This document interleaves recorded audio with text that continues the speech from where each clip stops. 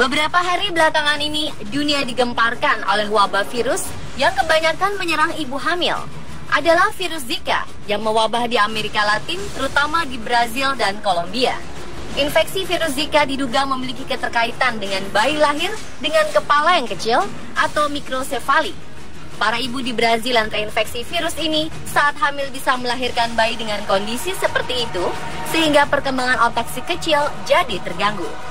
Saat ini, virus Zika telah menyebar setidaknya di 23 negara dan kawasan di benua Amerika, dan kasus paling banyak terdapat di Brazil. Lebih dari 4.000 bayi di Brazil lahir dengan mikrosefali, dan diperkirakan terdapat 1,5 juta orang di Brazil yang terinfeksi virus Zika. Sementara di Kolombia, Institusi Kesehatan Nasional Kolombia melaporkan sebanyak 2.116 wanita hamil di Kolombia positif terinfeksi virus Zika. Kolombia mencatat terdapat 20.297 kasus penyakit akibat virus Zika, dan sekitar 2.116 diantaranya adalah wanita hamil. Meskipun demikian, belum ada laporan kasus mikrosefali ataupun kematian akibat virus tersebut di Kolombia. Dan pada 1 Februari lalu, Badan Kesehatan Dunia WHO menyatakan darurat kesehatan yang menjadi perhatian nasional atas virus Zika yang menjangkit wilayah Amerika Latin. Hal tersebut disebutkan oleh Direktur Jenderal WHO Margaret Chan, mengingat lonjakan jumlah bayi cacat yang lahir di Amerika Selatan yang diduga kuat disebabkan oleh virus Zika. Margaret Chan juga mengatakan bahwa sebuah pertemuan para ahli kesehatan yang membentuk komite kedaruratan setuju bahwa ada hubungan sebab akibat antara infeksi Zika selama kehamilan dengan mikrosefali, kendati secara ilmiah tidak terbukti. Mikrosefali adalah sebuah kondisi di mana bayi yang lahir dengan ukuran otak dan kepala kecil dan mengalami kerusakan otak. Kemungkinan kondisi ini disebabkan oleh virus Zika yang ditularkan melalui nyamuk. Lalu apakah sebenarnya virus Zika itu?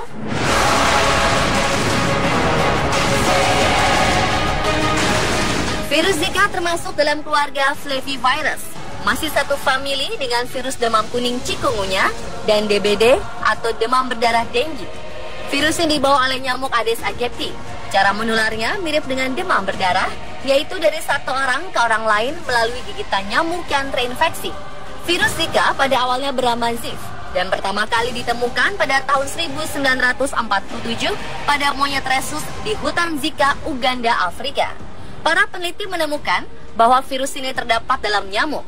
Kemudian pada tahun 1951 sampai 1981, wabah virus Zika dilaporkan telah menyebar ke seluruh Afrika dan Asia. Dan pada tahun 2007, wabah ini ditemukan menyebar di Polinesia, di mana sekitar 73% populasinya terinfeksi. Tahun 2014 lalu, wabah ini mulai menyerang Amerika Latin dan menyebar dengan cepat.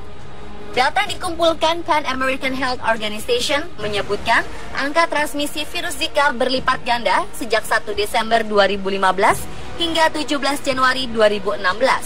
Sejumlah kasus ditemukan di Brazil, Barbados, Kolombia, Ekuador, hingga Venezuela.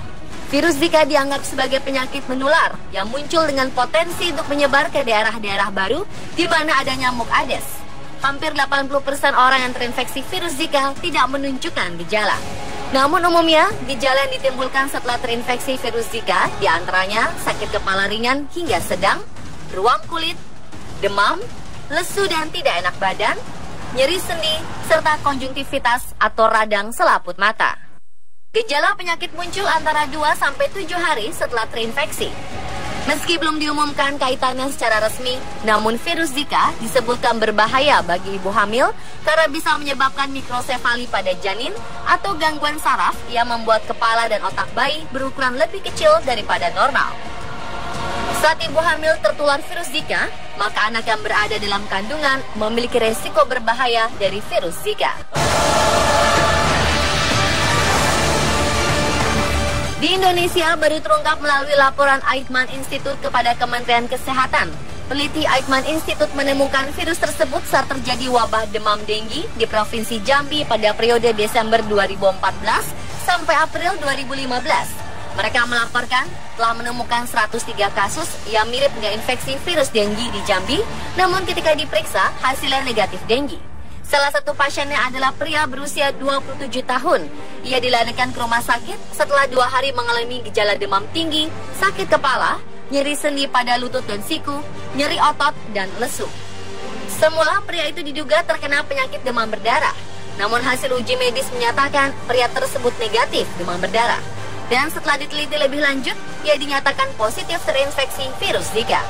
Setelah menjalani perawatan di rumah sakit selama 2 hari, pasien tersebut pun akhirnya sembuh. Kementerian Kesehatan Indonesia belum mengkonfirmasi laporan dari lembaga itu soal temuan virus Zika di Jambi. Hal ini berdasarkan data dari Balai Besar Litbang Vektor dan Reservoir Penyakit Kementerian Kesehatan RI. Pada tahun 1981, kelompok peneliti yang terdiri dari Olsen, Ciziazek, Suhandiman, dan Triwibowo melaporkan adanya virus Zika di Klaten. Sebanyak 7 orang dilaporkan positif terinfeksi virus Zika. Selama puluhan tahun kemudian, infeksi virus Zika baru dilaporkan lagi pada 2012. Di mana turis wanita asal Australia yang berusia 52 tahun mengalami gejala tidak enak badan dan ruam setelah berlibur 9 hari di Jakarta. Saat tiba di Australia, wanita tersebut mengalami kelelahan sampai sakit kepala dan 4 hari setelahnya ruam kulit dan nyeri otot mulai dirasakan. Setelah diperiksa di laboratorium, ternyata ia positif terinfeksi virus Zika.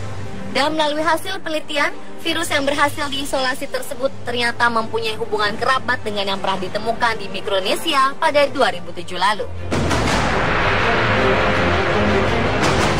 Virus Zika memang tidak menyebabkan kelainan berat seperti demam berdarah. Belum ada pengobatan efektif yang digunakan untuk virus Zika. Perawatan yang dilakukan umumnya untuk mengatasi gejala yang ditunjukkan. Dan untuk mencegah penyakit akibat virus Zika ini adalah dengan memutuskan kontak nyamuk dengan manusia. Mengingat nyamuk adalah media penyebaran virus Zika, maka membasmi perkembangbiakan nyamuk dapat menjadi salah satu usaha yang dilakukan untuk mencegah penyebarannya, yakni dengan cara melakukan pemberantasan sarang nyamuk sebelum nyamuk sempat bereproduksi.